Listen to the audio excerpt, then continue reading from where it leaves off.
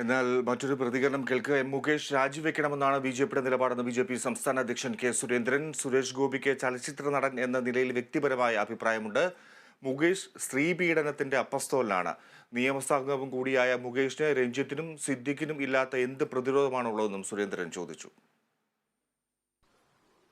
സിപിഎമ്മിന്റെ സംസ്ഥാന നേതൃത്വവും സർക്കാർ തലത്തിലും കൊല്ലം എംഎൽഎ മുകേഷിനെ സംരക്ഷിക്കാൻ വേണ്ടിയുള്ള നിലപാടുകൾക്കാണ് കൂടുതൽ ശക്തിയുള്ളത്.